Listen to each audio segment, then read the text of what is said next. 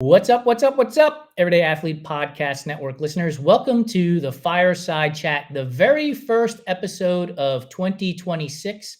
Before we even get started into anything, I want to say thank you so much for making the Everyday Athlete Podcast Network part of your lifestyle and time, because in 2024 into 2025, we hit over 10,000 downloads, and we are now on pace to exceed that by about 36%.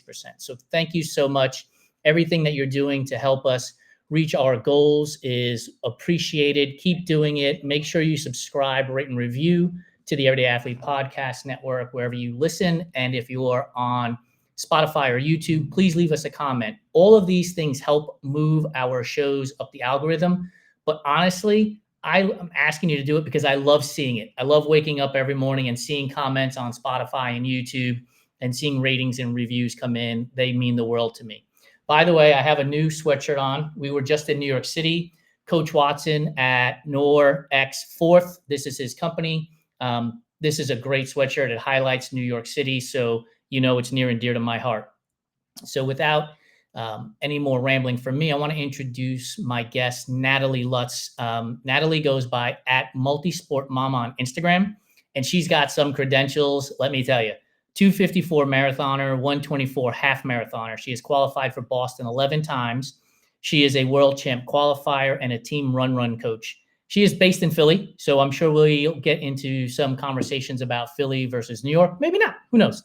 But I'm super excited because Armando at Aletheia Run connected us. And as you guys know, I've been using that device for about 2 weeks now consistently. And I'm excited to talk to Natalie about that amongst a whole host of other things. So without any more rambling from me, let's bring Natalie on the show and let's have some fun.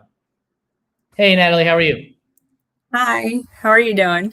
I am fantastic. Did I get all your numbers correct? I pulled them straight off of your Instagram profile. You did. It made me feel a little nervous because I'm like, oh, it sounds so professional. Don't let that fool you. That's my a lovely studio voice. That's just my studio voice. Don't be fooled. There's nothing serious about this. Let's have all the fun in the world. Feel free All to right. feel free to let loose. We're here like as if we just finished running 11 miles, which you said you did, and we're having coffee post run, maybe with some croissants or bagels or something. Sounds good. Chocolate croissants are my favorite. Perfect. So we talk a lot about food on this show, and we're going to talk a little bit about music later on.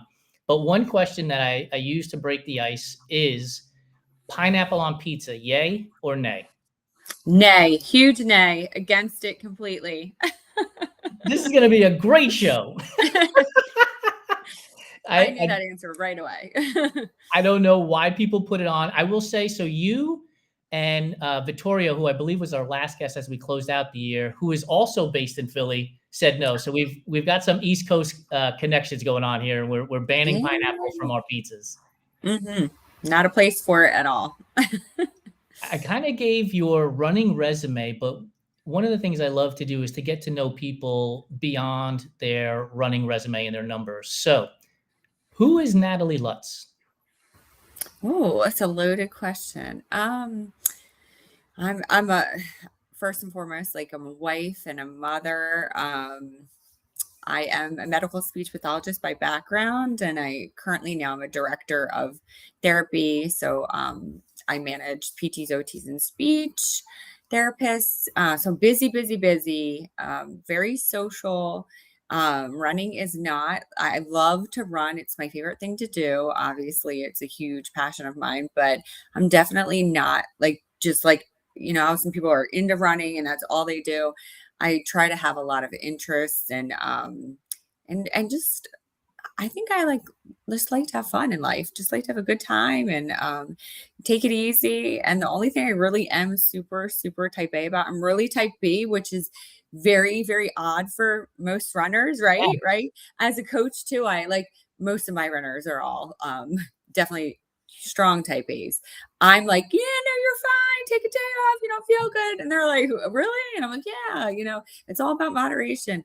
But I'm definitely very chill, except for when it does come to not everything about running, but just like my actual like getting it done and being motivated. That's the only thing I would say where my type A is good to have. And I feel like it's strong there. And otherwise, like I am super disorganized. I'm the type of person that's like, I'll do anything and everything during the day and then leave my run to like late at night or just to like, get it in, make sure I get it in. So yeah, I'm just like a little bit of a scatterbrain too. So that's pretty much me in a nutshell. I love it. No, that's a fantastic answer. I got like 77 questions out of it because that's how my brain works. And so you can't answer running. What do you do for fun? Oh, that's a hard one. You kind of got me there because I said I like to like do other things. And I can't answer running. Okay. I'm not like a big TV. I do watch TV, but I'm not like a huge TV watcher. I like to go with my girlfriends. Yeah, That's pretty much it. perfect. Yeah. Yeah. Are your girlfriends runners as well? So some of them are, but some of them aren't. So it's nice to have a little bit of Yeah, both because you need to have a little bit of diversity because when running friends, it's all about running, and that's great because they get you, they can relate to you. But I have a little bit of both, that's awesome. which is nice. Yeah, yeah. You said you're kind of a type B coach, and I would put myself in that same descriptor. So when my athletes text me and they're like, "Hey, I don't feel this, I don't feel that," I'm like, "Skip it. Like, there's no sense in going to do something and getting injured because you're not into it mentally. I get it." But and I believe a large part of that comes from me having gotten burnt out on sports. Hmm. Sing triathlon. I was Ironman distance. I was training 20 hours a week, and it just got me burned out. And so I'm real cognizant of that with my athletes. Was there something that created that in you, or were you always sort of that type B when it comes to being a coach with your athletes? I think maybe a combination of things. Similarly to what you said, burnout. I've experienced a lot. Actually in college, I ran 2 years D1 cross country, and I quit my junior year You, right when the season started. you're I was beating me like, to the punch. I have right, this written right. down. Oh my God, you did. That's so funny. Yeah, I did. I said, you know what? I was like, I see this is part of my type B. I said, okay, I did 2 years of serious work here. I didn't put my all into it. Looking back now, I work much harder now than I ever did then. But you're young, you're basically still a kid at that time. And I just kind of thought every Saturday, I know this is going to sound like a really like lame or wild answer, but every Saturday, everyone's going out and having a good time and having fun. And I'm sitting in my dorm, or Friday night, sitting in my dorm waiting to, race the next day. And I just kind of was like, I spent 2 years doing this. And now I want to have 2 years of a good time, having fun, going out and not being so stressed. We were doing 2 days at that point, and I had been deciding between my major, and I kept switching. I was doing classes for OT, and then I was doing classes for like English, and then I was kind of all over the place. Again, like I said, quite a scatterbrain sometimes, which can work for me and then it can work against me. I can get a lot of cool ideas about things, and I'm like, oh, I want to try this, I want to do this, but it's hard for me sometimes to narrow things in. But yeah, I ended up getting so burnt out, and that experience really I think stayed with me for a while because I didn't run for almost like I want to say 15 years, somewhere Oh, around there. really? Yeah. Yeah, I would jump in a 5K maybe twice a year just for fun with my family or something. But I did not run competitively, and I did not run regularly, not like season through season like I am now. But yeah, it's stuff like that. And then I had experiences with like when I got back into running, injury.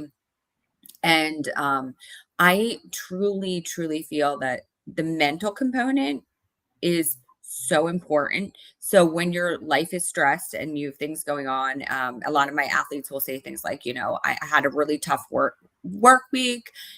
All that stuff is stress on your body, Yeah. and I don't think people really realize either that you're going to get sick, you're going to you're just it's putting that physical stress on you, and that still impacts your body. So I'm always like, err on the side of caution, pull it back, because it's always going to be there. Running is always going to be there. Taking a day off. I just took, I think 7 days. I had the flu. I just got the flu last week, and I took 7 days off, and part of me towards like Sunday, I started to get a little antsy. I was like, oh, come on, Right. Nat. And I was like, you know what? Just rest, let your body rest, because you're not going to be able to be as strong when you come back if I came back too early. So Because yeah. this conversation is happening so early in the year, I'm so glad that you said that because we have a lot of new runners getting into the sport today Mhm. who are going to push through things that they probably shouldn't push through. And here's somebody who's qualified for Boston 11 times telling you, look, I was sick. I took off for 7 days and I thought I might get back to it on one day. And I was like, you know what? What's another day? And here you are. You ran 11 miles today. And so, right, like the extra day of Yeah. rest didn't hurt your performance, didn't impact you, and you're going to be stronger for it. I want to ask you, do you know who Maria Simone is? Because if you're in Philly, she was out of South Jersey, Philly area for a long time with No Limits Endurance coaching.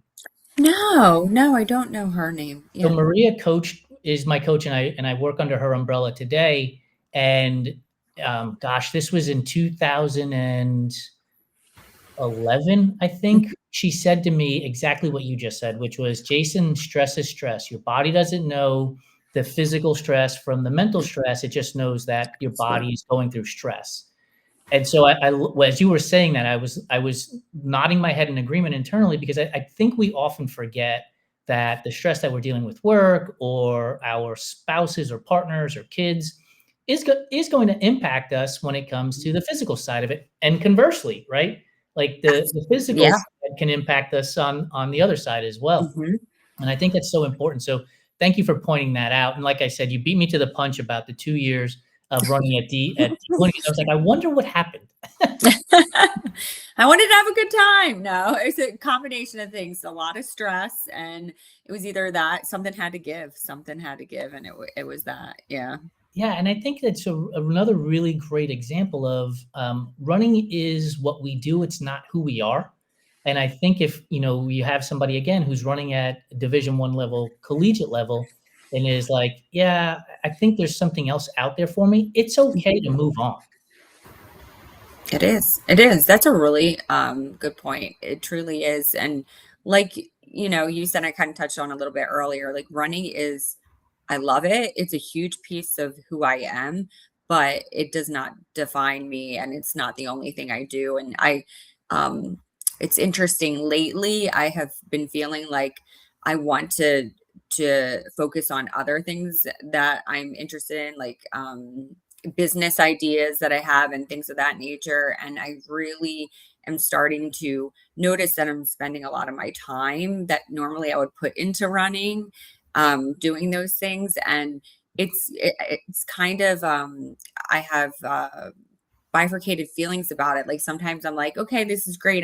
I'm maybe evolving or moving on, like just kind of, shifting my priorities a little bit. But then part of me is like, but no, you're not like so intense with your training. And again, I'm not like super type A intense, but I do make sure, like I do make sure I get my mileage met, and I do make sure I do like the workouts I need to do. But it's like that piece that I find I've been kind of ruminating about, like, am I really putting all I can into like, this training block and stuff like that. So Well, that's a great segue into setting up, because we're at the beginning of the year, setting up goals for yourself. So, like, how do you look at this? Because I know when I talk to especially beginners, every race is their A race. Like they don't hold back on that idea. Like, I need to PR at every single race, and that's just not going to happen. So, somebody with your experience, how do you structure sort of your race schedule to say this is the important race, and these are the things that are leading up to that? well, you know what? I wish I had a really great answer for that. But in honest truth, well, this is my answer. My answer is I am not that great about that, because there have time, like for example, there have been times where last Chicago I had a great race. I finally broke three after trying for about 3 years, and I felt on top of the world. So I was like, you know what, I'm gonna go right into another block. Prior to that, though, just to give you a little background, I had gone back to back blocks. Like 1 year, I ran 5 marathon, trained for 5 blocks in 12. months. So I was like going. So at this point, I got to a point where I was like, I did feel like, I'm on cloud nine. I feel like I can do better. You get this high and you're like, oh, let me keep going. Let me keep, the balls rolling. And I got to winter. So October was the race. I got to February, I believe it was, and I was burnout, just burnout. I had signed up for a race and I was training for another block, and I was going to do a half marathon and a full, and I ended up not doing either. So it is hard because sometimes you don't know how your body's going to react. Right. Planning those races and setting them up. I've learned a lot of lessons along the way. I do tend to do things a little bit unorthodox, I say. Even some of my training I've done has been quite unorthodox. This last block was really funny. I did some interesting things, but I'll try things. You can't just say that and No, move on. I didn't know if you want to get to that later, or I'll forget what we're actually talking about. I'll go off on another tangent. But I'll hold that thought. I'll write it down. But I noticed that like it's really hard for me sometimes to know when my body is, not quite ready. I did run a Boston and I DNF'd not too long ago because I was in that doing 5 blocks within like 11 months. And I got to the race knowing I was very tired, pretty, I even felt like, should I even toe the line? But I thought, I'm here, might as well. And I got to about mile 13 and I said, nope, my body doesn't want to do this. It's not ready today. And I was totally okay with it. Like I wasn't upset. I was like, and that's kind of part of that type B personality where I'm like, okay, it's not a big deal. I told my husband when I called him and it said, I got an Uber with a bunch of people. We're trying to get back into the city. And I said, let's go to the bar. Like, I'm like, let's have a drink. Let's have fun. Because I said, I'm not upset about this. My body it has limits. And like I said before, running will always be there. There will always be another race. So, it's not the end of the world. So yeah. We are cut from the same cloth because a few years ago, I was racing the Canyons 100 miler, and at the 50K mark, 31 miles, I started moving and I just didn't feel well. There wasn't enough fuel on the course for me. And I thought I could go hang out with my wife and my business partner and have pizza, or I could really just struggle mightily through the next 69 miles, which might take me 20 hours. Yeah. Like this shouldn't be a hard decision at this point. Yep. I jumped in the sag wagon and got back and we went and had pizza, and I didn't lose any sleep over it, That's awesome. Yeah.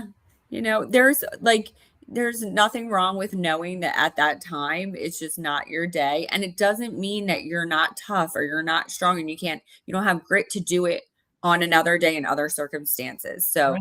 I think that's a big takeaway too. It's not always just, this moment. There's tons of moments. There will be tons of other opportunities. Yeah. One of the things we talk about in our company and in our Run Try Bike community is perspective.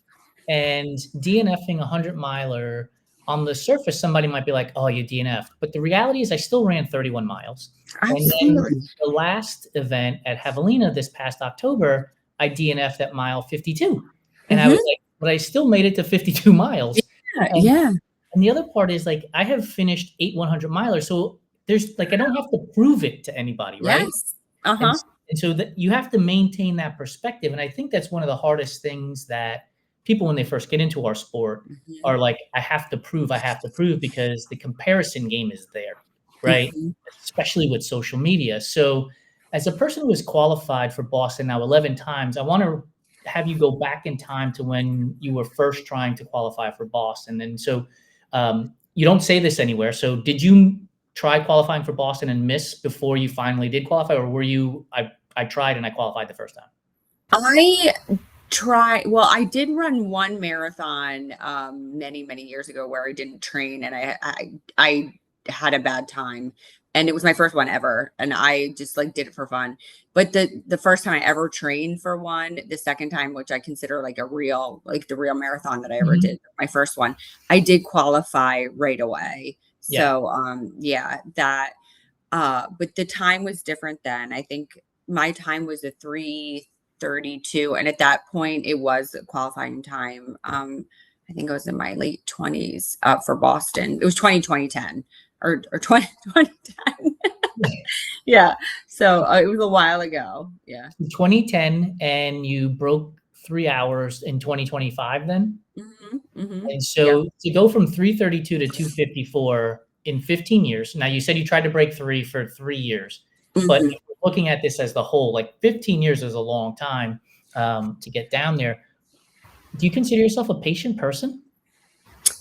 Well, like what I think what I'm not really. I'm not patient. so, so no. But I think that's why I think that's probably why I did so much of the 3 years where I was like, I'm gonna get it, I'm gonna get it. And I went back, back to back marathons, and I really, I just couldn't let it go.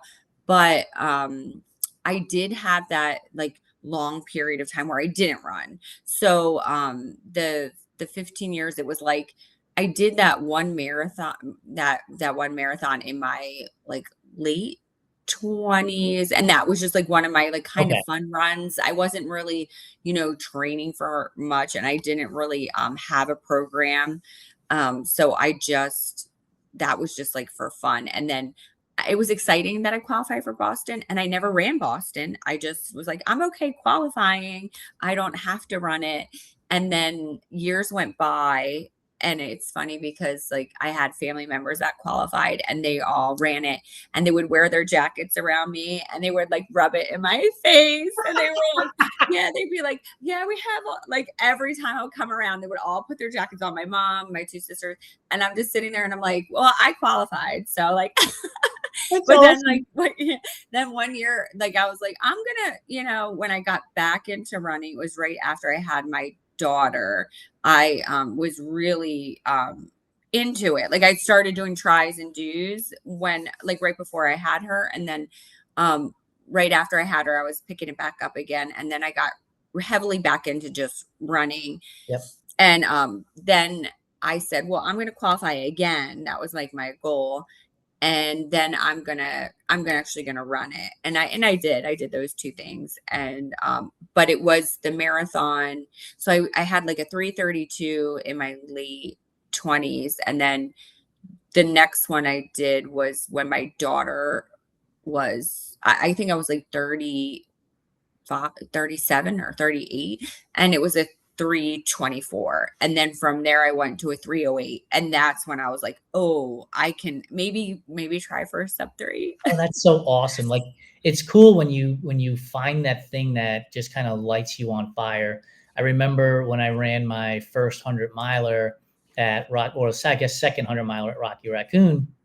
I was like, I'd like to break 24 hours. And somebody was like, well, why don't you just try to break 20, like being sarcastic? And I was like, bet, it's on. And Yeah. I did. I broke 20 hours. I broke 20 hours a Awesome. handful of times at the 100-mile distance. But it's like that sometimes you don't know what you need to get you to push yourself. Yeah. And it was like 8 minutes, right? 8 minutes is what I need to do. Now, 8 minutes is an eternity in a marathon. Or let's not kid ourselves. Like, that's a Right. lot of work. It is. Yeah. So 308, what was the next time that you hit after the 308 when you were steadfast at trying to break 3 hours? Oh yeah, I was a 3:05. So And then, I broke up a good chunk, and then it was 3:04, 3:03, 3:05, and then it was 3 hours, wait, and 10 seconds. which one hurt more, the 3 hours and 10 seconds or like the 302, 303? I think that the 3:03s and the 3:04s really bothered me. The 3 hour and 10 seconds, a lot of people, my friends, were like, weren't you devastated? I bet you were like, and yeah, I wasn't, no, actually wasn't devastated, but I was like, it does stink that I missed it by a few seconds. However, I thought if I can do that, Right. I can break it. Like Yeah. it's a matter of I took a drink too long, or Yep. like, just it's in that scheme of things, 10 seconds in a full marathon is like nothing. Yeah. So You yeah. That tells me how much of a competitor you are, because the 3 minutes is like, "Damn it, I've gotta go back to the drawing board. What did I do right? What did I do wrong?" 10 seconds is the mindset is, "I got this. Mhm, I'm locked in now. So mhm. let's go back to training, and we don't have to change too much, and we can get right to it because I can get those 10 seconds." Yep. Yeah. And so then you run 2:54, so from 3 Mhm. hours, 10 seconds So to 2:54? So I went from 3 hours, and then I ran Chicago in 2024, and I broke 3 there, which was really cool. It was just such a cool race to do it at. I had a buddy that one of my, for my coaching group, that linked me up with a friend who ended up pacing me, which was extremely helpful. And then, I broke it there and I was so excited. And this year I went back again just because I had such a great time at that race, and I loved it. I loved the energy, and I loved that it was big. And it, to me, it had that feel that people love about Boston. But, a lot of people are gonna hate me for saying this, but, like, I just hate I hate the Boston course. I hate waiting around for a bus, like, taking the bus and waiting around up there. It's just, like, not for me. Like, I'm a person that's just like, "Let me just, get to the starting line and take off," kinda thing. So, to me, it's like my version of Boston, Yeah. where, like, it's such a cool race. It has all those components that you like, the about a big race, and, but yeah, it's not too much like hoopla, I feel like.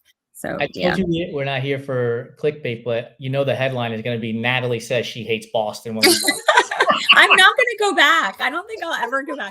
Especially after the DNF. Like, I had a really cool race there the first time I did it, but the reason I liked it a lot was because it was the COVID year. It was like October of 21, I think, when the start was rolling. So that's why I liked it. I got off the bus, just like went right up to the start. I'm like, okay, and I started my watch, and then the second time I went, when I DNF'd, it was like I couldn't go to the bathroom. They had me like locked in these like security areas, and I was just begging the security guard. I'm like, "Can't you can keep an eye on me? Can I just go to the porta potty over there?" And she's like, "No." And I was like, "This is too much."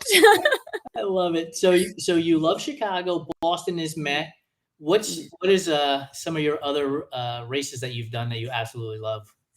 I absolutely love, and I want to go back. It's just always falls around the time that Chicago is, and I might be a Chicago regular. I'm not sure, but I love Indianapolis Monumental. That was the race. I got 3 hours and 10 seconds, and it's just such a really cool race because it's a little bit of it's a small city. Um, and it's a bigger race and has a lot of good competitors, but it is so easy to navigate. It's such a small town feel. My hotel was like right outside the starting line, and I just rolled up literally like 2 minutes before the start, and it was just such a really cool race, well run. I love it. Yeah. That's fantastic. So you said you raced tries and do's. Mhm. What got you out of those sports? Was it the time commitment to get in the pool, riding a bike? Yeah. So I was into tries and do's on and off for years. Like, my mom got me into it when I was in college actually, and I did a few local ones. And I thought they were so fun because you're going from one sport to the next, and I really kind of caught the bug. And then I got all the nice gear. I got this nice tri but you know what happens? You get Yes. sucked in. Yes, I And know. I was one of those, and I got this like really nice tri bike. And my mom had been a cyclist for years before I even got into it. So I would ride with her or other people.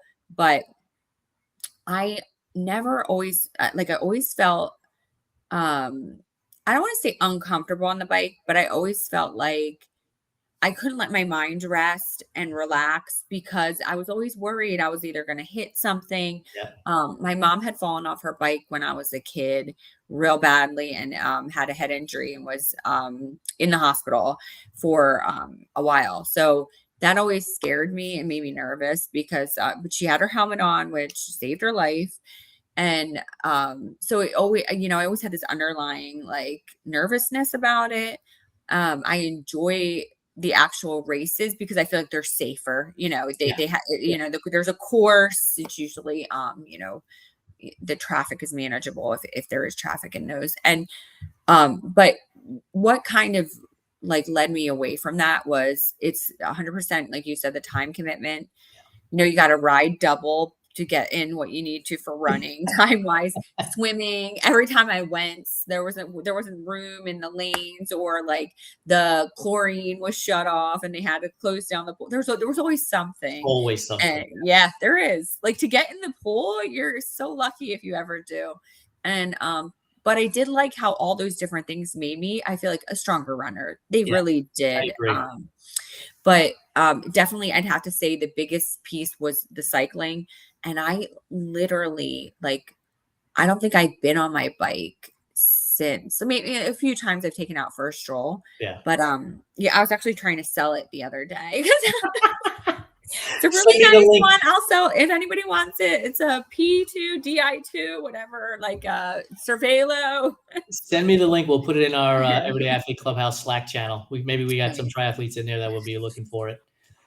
Yeah, I raced 8 Ironman. I finished 8 Ironman, so I understand the Oh, time that's awesome. commitment and the adding of the gear and everything else. But I also do know the hesitancy about cycling. Like, I love cycling. It's one of my favorite things to do.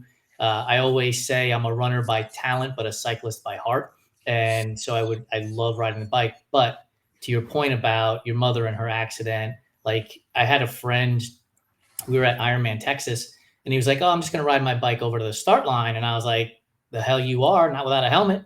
And he's like, "It's 30 feet away, 100 feet away, whatever it was." And I was like, "I don't care, dude. Like, you are putting on this helmet. Somebody with a stroller, a dog gets off leash, who knows?" And next thing you know, you're laying on the side of the road with a cracked skull instead of a broken helmet. And so I fully understand that. That question was sort of like a lead-in question to ask you if, trail running and ultra running is gaining in popularity constantly. Have you entertained the idea of, you know what, especially because you said I did some interesting training. So, Yeah. Good question. And that's funny because the interesting training was a trail runner, ultra runner friend of mine actually was like, "I've been looking at your Strava and you're training like an ultra runner."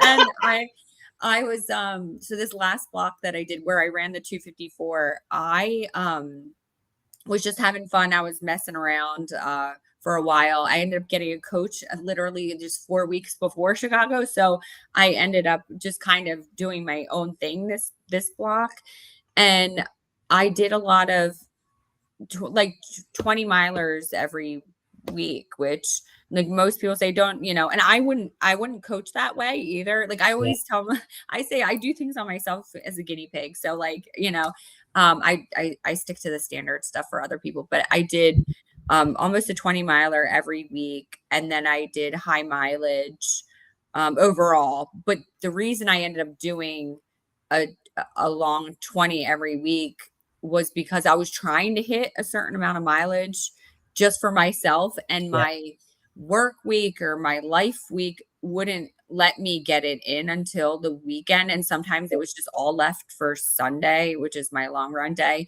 yeah, So if I had like a 16 or 18 on the book, or 18 or 17, I would always then just go out and run maybe like 4 more, or like later on the day, just to make sure I hit the number. And it might have been 20, might have been 21, sometimes it was a 22.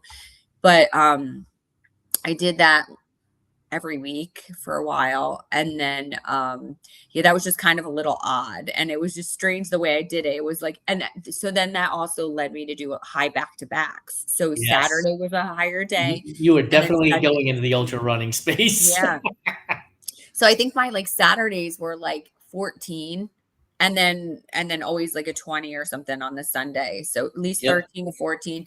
And then so I have a friend who he does like a lot of ultra races and stuff. And he was like, yeah, you are training like you would do really well at this race. You should show up. And I did do a 50K during COVID that I had a lot of fun doing. It was a flat trail, but it was still trail, and I really enjoyed it. And I fell in love with running through cross country. Yep. So the trails and all that are near and dear to my heart. And I definitely always preferred cross country over track. And track seems to be more, more like a little bit more like road racing. So I am I've been entertaining it. And it's really funny today during my 11 miler today.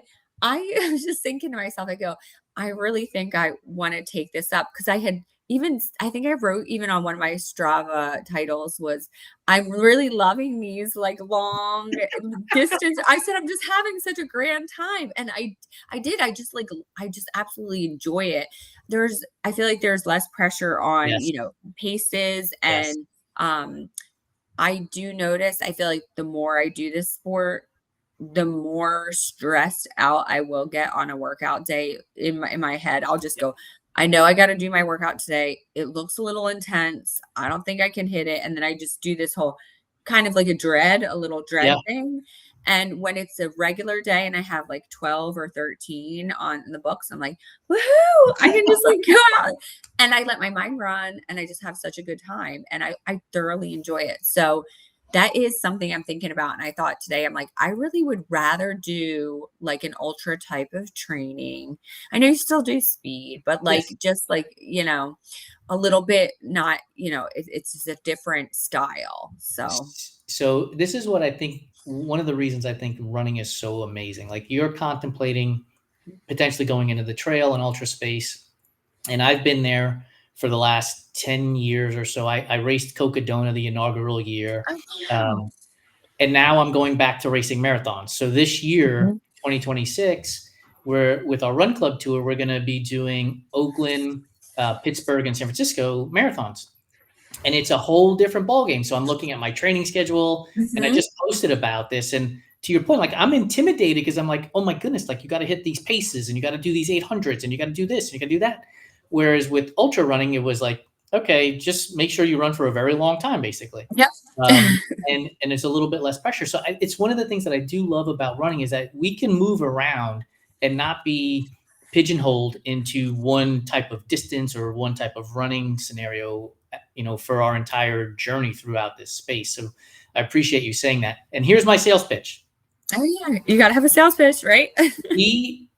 Our business partner, Joe Harden, with our RTB Awards business, is the race director. He's the founder owner of Odd Duck Running, and he is putting on an event called Hustle in the Heartland. It's on October 10th, so it might interfere with Chicago, but it's an 8-hour 1-mile looped event. So Ooh. you can get your ultra in. It's flat. It's also near Indianapolis. It's in Lebanon, Indiana. So I'm bringing you in. Oh, so good marketing there. Good marketing, And Jake. I have a discount code for you if you want it. Sold. I'm there. That is too funny.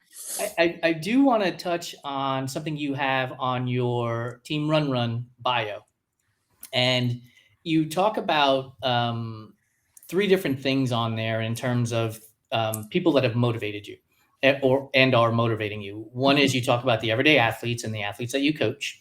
You mentioned your cross country coach who believed in you when you couldn't believe in yourself. But the first person you mentioned is a friend of yours that passed away. Mhm. And I would love to know, when you're out running and maybe it's a difficult moment, like, is that when the memory of your friend comes back and you're like, okay, look, life is hard. I can get through this. Yeah. Yeah, 100%. I think of her when, you know, things are hard or life is hard. And sometimes we just in our daily runs, right, we're running out stress and frustration. And there are a lot of times where I feel like, it we all are just lucky to be here out doing this thing and enjoying our life and we're alive. And so it puts things in perspective a lot for me. And as an adult too, it was interesting the timing of when um, she got sick was when I had just started running again. And, before she passed away, we talked about a lot of things with running and just like that's how we connected. That's how we first met. We were on the team together.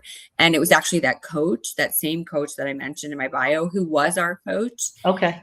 And she was actually, we were all at the funeral together. So it was just really, like a strange, like, coming full circle kind of story in a way because, they were such people that both impacted me, and I was, coming back into the sport again, unfortunately, when she got sick, so it just was interesting timing for all that, so it sticks with me a lot more now, and when I race, I always think of her.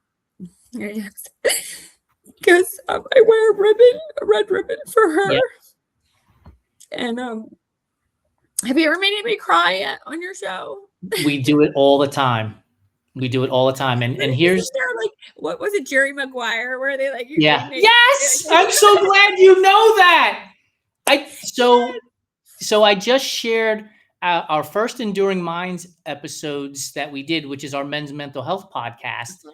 I was the guest where our two co-hosts were asking me questions. I was nervous, and I said, "Look, I'm gonna play Rod Tidwell here, and you are Roy Firestone. You're not gonna make me cry, Roy." And I couldn't hold back. It's emotional. Yeah. One of the things that we pride ourselves on with all of our podcasts is not to make people cry, but to get people to say, that's a question I've never thought of, or that's a question I've never been asked, or Yeah. something along those lines. Because we don't do the typical interview, right? Like, Mhm. yes, you ran 254 and you had 3 Yeah. hours, and that's a Yeah. huge part of the story, and it's cool, but I wanna get to know Natalie and what Mhm. drives Natalie to want to break 3 hours. What is it that drives her to move along? And so in there, we're going to have the emotional ties, right? Mhm. So, I've shared this multiple times, I'm an alcoholic. I quit drinking 15 years ago. Mhm. I have a disordered eating that I still deal with on a daily basis. My dad passed away when I was 23, and I use his passing as motivation. My mother passed away 2 years ago, and I use her passing. Right, like we all have all of this shit that comes at us left, right, and center. Yeah. And it's cool that you see like this joking picture on Instagram, but that's like a small snippet in time. And so I want people to feel comfortable to be vulnerable when they talk to me. So thank Yeah. you for sharing the Yeah. story. And the question is, so what's the significance behind the ribbon? Did she wear ribbons when she was running, or is it just something that you've connected the dots with? We kind of connected the dots is because when she was sick, her mom knew I was gonna right before she passed, her mom um knew I was gonna run. And then after she passed, she said she had something of Lori's, and it was a ribbon. And then she was trying to get it to me before I left for the race, and it just didn't happen. So she said, Just get something that like reminds you of her." And I ended up just grabbing a red ribbon, and then from there on it was a thing. So every time I do race and show my pictures, her mom is so sweet, on my Facebook, she'll just say, "There you are with the red ribbon, Lori's with you." So it's just a really cute, it just happened impromptu. It wasn't anything super formal. But yeah, it's just nice. It's my tie to her. it's Yeah. it's yeah. I think that's so important because I think it does help us put all of these things in perspective. So, yeah, I ran 303 and 304 and it sucked, but you know what? I have this ribbon in my hair and I'm reminded of my friend. And then I'm presuming her mother sent you a message because she saw a picture of you. Yeah. And so, like, all of a Yeah. sudden, 303, 304 doesn't matter Yeah. anymore. Yeah. And So around the time that I usually run Chicago too is like right when she had passed too. So it's just like it's just something about that time Yeah. and yeah, there's just And, a lot and of and so that's why. So now here's why Chicago does mean more to you than Boston, because it's that connection to your yeah, friend. yeah, Whereas Boston is in April, and that's a distance away yeah, from the time. And so I could see how like all of these different dots get connected to make that event so special for you. yeah. I want to we're bumping up on time here, and I want to make sure we get to our rapid fire food questions because that's always a fun time. Oh, But we got connected through Armando and through mhm. Aletheia Run, and I've started using it for consecutively and consistently for the last 2 weeks. And one of the things that I've noticed it has done for me is help me focus on my form, especially when I'm tired. I'll realize like, oh man, like this doesn't feel right. And I'm like, oh yeah, but I want to get a good score on the Aletheia Run app. Yeah. So fix this, like move your arms properly, whatever else. How did you get involved with them? How are you using the device? How does it help you as a runner? So Armando reached out to me and he was like, why don't you come to it? We're gonna do a private demo. We'll show you about the product. And as I was telling you before, I thought it was they had such a professional like everything. They had a Zoom call, they showed me how to use it, and it was just such um a really nice experience. So I first of all, just in general, as a runner, I was like, this thing is awesome. It's so cool. It was just unbelievable that they because I have PTs that do that on gait analysis, and I'm sure it's really in depth and that there's a place for that. But this product's really nice because it can show you fatigue over time. You're constantly running long distances, and it gives you that picture Yeah. from the start of your run, which I love, all the way to the end of your run. And then so um I got the Armando reached out to me. I met Cooper. They did a whole presentation. They showed me the entire product, how it works, and um they're extremely professional, a great group of people. I just adore them. They're so nice. The customer service is unbelievable. I actually had one of my athletes who kept getting injured. She ordered one. She loves it. And I use it. It helped me throughout Chicago in those 20s. I was doing it all the time over and over again to not get injured. Yeah. I had some issues on my right side. The app will show you that your left side, my left side was left and right were off. So I did the exercise they recommended. Yeah, it's a fabulous product. Is that not one of the coolest things? Like, I love the suggestions on the Yeah, exercise to do. Like, yeah. it's so awesome. So last night, Mm. my wife and I are watching West Wing or rewatching West Wing, I guess. And I was like, oh, I forgot. I got to do my Aletheia Run workout. Like I got the band. I did my clamshells, and I ran Yeah, today, and I didn't feel. And I'm not saying it's like a miracle drug, right? yeah. Do it one time, and all of a sudden, everything is fixed. But I ran today, and I didn't feel any of the stress on that hip that I was Mhm. feeling over the weekend. So yeah, as long as you stay consistent with it and you're looking at it and leveraging it, just like anything else with running, you will get Yeah. better over time. And I love the fact that for lack of a better phrase, it is a form of injury prevention, which I Mhm. think really does help all of us amateur runners out. Yeah. No, I had clamshells on mine too, and that's like something I never did before. So do they put that on everybody's? No, just kidding. But I love that they have the little workout, the little exercises they have. They show you how to do them. They're in depth. Yeah, it's great. It's fantastic. We had Derek Song on our show in December, and he's another Aletheia Run ambassador that Armando connected me with, and he said the same thing. He's like, as you're running, you're running, and then you remind yourself, oh yeah, Aletheia Run is going to give me a feedback after Mhm. the run is over, and what am I not working on today that I should have been working on it, and it just helped him improve by preventing injury as well. And I think, I don't mean to put words in Derek's mouth, but I think he's trying to break 3 hours himself. So Nice. yeah, it's and he made this statement that Aletheia Run is moving him closer and closer and closer to that, which is fantastic. Yeah. So I want to be respectful of your time. We're bumping up on an hour here, and we have 2 other shows on our podcast network. One involves food and one involves music. So I'm going to start with music.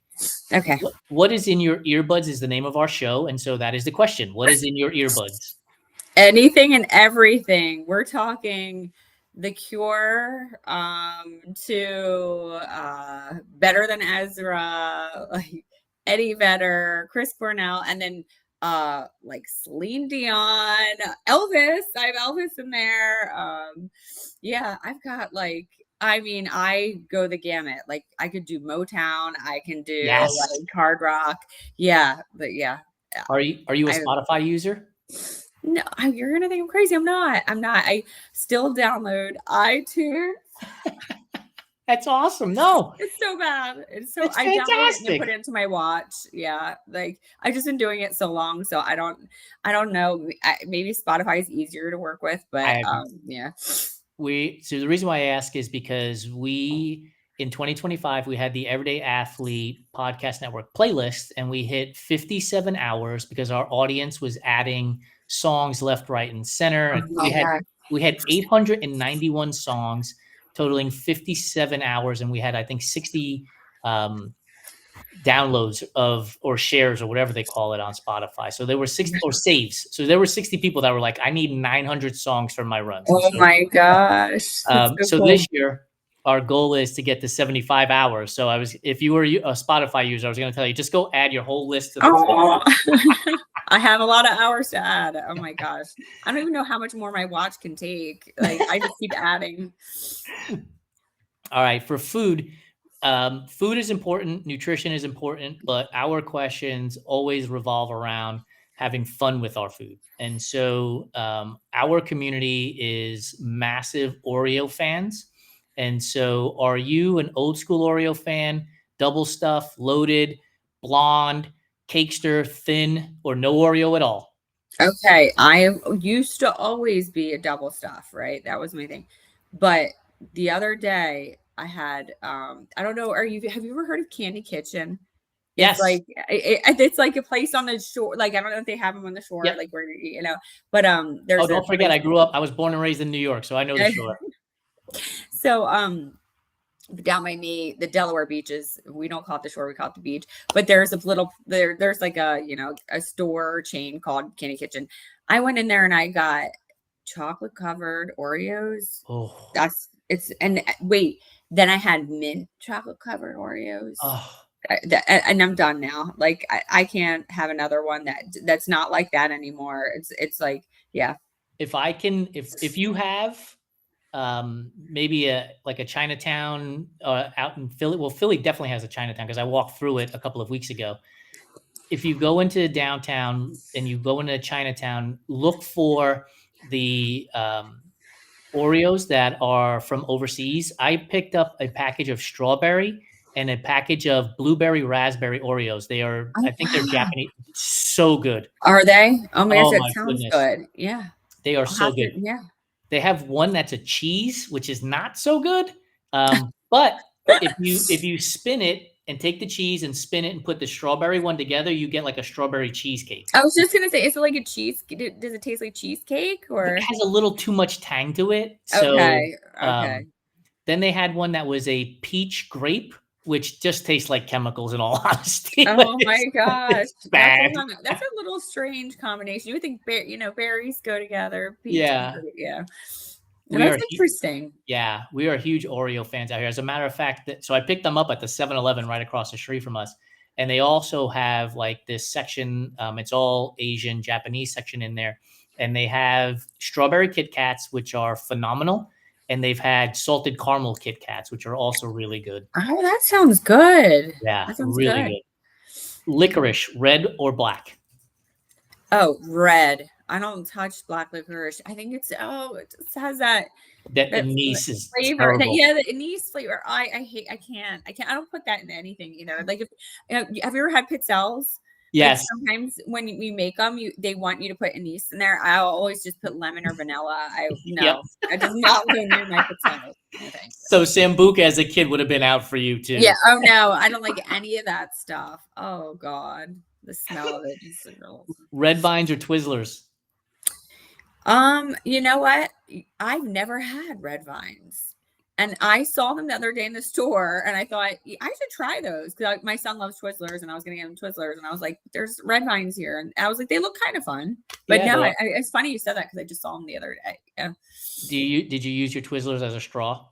Yes, I've done that with soda too. So Yes. bubbles through. And the other weird thing I used to do is like I would put my McDonald's fries in my milkshake. That was Yes. like another thing I did. Yeah. 100%. That sweet and salty is Yeah. unmatched. Candy corn. Is candy corn a real candy or is it just earwax covered in sugar? It's real candy. It's real candy. And even the East Coaster pumpkin, and you just the came big fat straight out. pumpkin. Without a doubt, it's real candy. And, you know, it might even be nutritious too since it's corn. So, How do you, vegetable. how do you eat it? By the color or just the whole Oh, kernel I just in? put the whole thing in. Yep. Yeah. Are Peeps a real candy or Peeps just door stops covered in glitter? Oh, that's tough. I would say doorstops covered in glitter. It's too much. It's too much. Yeah. 100%. Creamy or crunchy peanut butter or nut butter if you're allergic? 100% creamy. I can't do the crunchy. I don't know why I can't. It's just no. It's not for me. I'm not going to assume, but are you a peanut butter and jelly eater as a runner? I used to carry them in the I did a half Ironman Yep. and I had 2 of them in my like little pouch thing on my bike and they were so easy to carry. A lot of people do the Uncrustables. Yeah. But yeah, I do, but I haven't really done it running. Like it's just not even before. I will have like peanut butter and bread sometimes before I run. Like, yeah. All right. Did you make PB&Js for your kids? You know what? They don't like them. Really? They don't like them. No, it's really hard for me to get them to eat stuff like the traditional things that I feel like we grew up eating, you know, as kids. They're just not, yeah, they're a tough crowd. They are. What's your take on grilled cheese? Yay or nay? Love it. Love it. I just made, well, they will eat that. I just made that for them yesterday. How do you make your grilled cheese? I just make it very like, you know, butter on both sides. I prefer if I'm going to make it like myself, you know, I prefer like to try to use white bread because we always have wheat bread, but there's something different. Like it's just better with white bread. 100%. And then, I mean, it has to be American cheese for me. And then sometimes I'll do like tomato and bacon on there if I'm feeling like fun. Yeah. Is it just me or is it that the tomato, when you put it in there, it slides out and is like it just came out of a volcano? Yeah, and it's like if it like sometimes, yeah, sometimes that happens. Here's my tip for your next time you make a grilled cheese. Maybe you don't like mayonnaise. I don't know, but if you put you can put it on the bread. Yes, put mayonnaise on the outside with a little bit of butter so you get the tang, and then put shredded cheese in the pan so that the shredded cheese melts on the outside of the crust while you have the other cheese in the middle. Top notch. And it makes that like cheese crust. Yes. Yeah. Oh my gosh, that's a great idea. I've heard about the mayo and I have done it before when we were out of like spreadable butter. Yeah. I was like, I'll just use some mayo in there. Yeah. And if I don't tell the kids, they don't know the difference. Right. But if I tell them, they're like, no, we're not going to eat it. Is red velvet cake a real flavor or is it just chocolate cake dressed up to go to the prom? Chocolate cake dressed up to go to the prom. And that was hard for me to say because for a while, when red velvet cake made a comeback, because it was a thing way back, and then it disappeared. And then it made a comeback in early 2000s, I want to say. And I was like, I fell on that bandwagon. Like, oh, all my cakes are going to be red velvet. I think my engagement cake was red velvet and I was so into it. But it really is. It's just cake, food. It's just, I think it's just dye and like, yeah. No. Now, real bakers, don't get upset. I got it. There's alkalized cocoa and there's a special type they do. Yeah, I got it. Yeah. But if I'm going to like ShopRite, That sheet cake is just red dye. Let's Yep. don't try to sell me a $17 cake that you put $3 into it. Agreed. I agree with you there. Totally. Favorite candy that's chocolate is? Reese's peanut butter cups. Favorite non-chocolate candy is?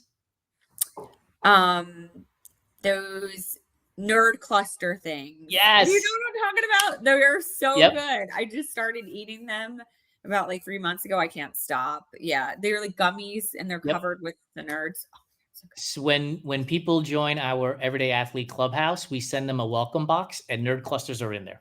Oh, it's a great one. I use them. I used to use them for like pre-fuel for most of my runs. I Yes. would just like shove them in and So go. good.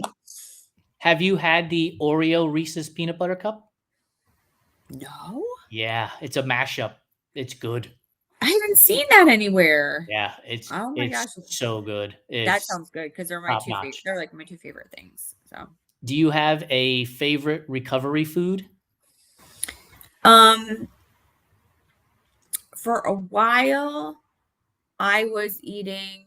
This is gonna sound really weird, but I would eat like rice and tuna like after. Yeah. It's such a weird, but it was like what my body craved. However, one of the things I do really love to have after a run, and this is another weird one too, is like just plain. I love chocolate milk. Like that's always a great, it's great for protein. It has the carbs, but I just like sometimes when I get done a run, I will seriously crave just regular milk. Interesting. Yes, it's weird. And I went through this phase during my last block where like I couldn't stop. So I must have needed the vitamins from it Yeah. or something. And I would just like seriously like drink a gallon almost after all my runs. Yeah. That's amazing. Pumpkin spice or apple cider? Apple cider. Chocolate chip or oatmeal raisin? Definitely chocolate chip. Oatmeal raisin should not even be like. I hate oatmeal raisin, and I hate when people put raisins in chocolate chip cookies. I think that's like so wrong. You can't do that. My mom used to do that to us. Oh, and I would that's say not right. Yeah, it was a mean trick. Mean trick. I'm a raisin guy, so oatmeal raisin cookie over chocolate chip all the time. But Really? do not put raisins in the chocolate chip. Like, No. do not do that. That's mean and cruel. It is. Favorite type of cake? Just like a real dark chocolate, like devil's food cake, chocolate icing, like chocolate. If you ever come out to LA, there is a place out here called Love Organic Cafe in West Hollywood. And it's an all vegan place, but you would never know it by the chocolate cake. It is so rich. It is so decadent.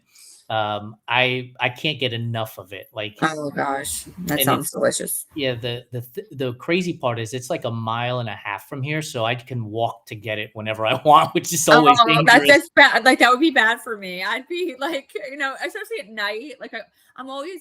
I wish. I mean, I could DoorDash, but I'm like, I wish there was a dessert truck or something that delivers and would and I could come outside and like, they'd have a little window and I could pick like all these different desserts. And I'm talking about like, everything, mousse, like all the whole 9 yards, like all different cakes, cookies, ice creams. Yeah, I'm like that. I feel like I should. That's a business. That's a business for sure. You You just talked about maybe starting a business. Yeah, that's what. See, the scatterbrain just.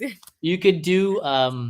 I knew a baker when I lived in Dallas who basically did baking on consignment. So she would bake for other bakeries or other coffee shops, and they would sell that stuff in there. So there's an opportunity. You could manage the truck and have people create the bakery, so baked goods, so you don't have to actually be in the kitchen, and then you sell them and you give them a rip. I would love that. I would love it. And you could do the marketing. You could. Sign me up. There we go.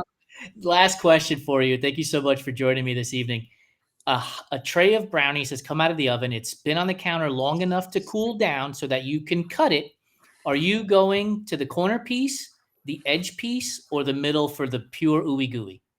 The middle. The edges, I try to avoid them at all costs. Definitely the middle. So then do you avoid the edges on a lasagna as well? No. The opposite. I love the edges on lasagna because they're all crusty. Yes. That's the best part. Yeah. I totally agree I'm with you. inconsistent there, but Are you just give me the brownie, or are you topping it with ice cream? if there's ice cream around, we top it. You know, that if there's whipped cream, sprinkles, fudge, throw that on too. What's your favorite flavor of ice cream? I don't think I asked you that. Mint chocolate chip. Yes. My homegirl. No pineapple on pizza, mint chocolate chip. Yep. But it has to be green. Like I have to Yes. have Yeah. The way like Briars, it just doesn't. I look at it and I'm like, I don't care what it tastes like. It's not mint chocolate chip. That one's always confused. That's like putting the raisins in the cookies. Yes. Natalie, thank you so much. You've been You're a welcome. blast for the last hour. It's been great getting to know you. I appreciate you taking the time Thank to chat you. with me. Thank you. I really enjoyed it. It was fun. Awesome. I'll see you soon. All right. Thanks. Bye. For those of you that have stuck around for the last hour, thank you so much. Time is the greatest gift that we can give to each other, and you've given me the gift of your time. Please don't forget to subscribe, rate, review, comment on Spotify and YouTube. Like I said, it really does help us with the algorithm. But besides that, you're going to make me smile when I wake up in the morning and I see the comments coming in, because they just mean the world to me. And I am also the one responding back to you. It's not some AI bot algorithm responding to you. It is me. So drop me comments, ask questions. If you have questions for Natalie, I can relay them to her as well. Stay tuned for our next show, which will come out next week, as we do these shows every Tuesday in 2026. Have a great one, everybody. I'll see you next time.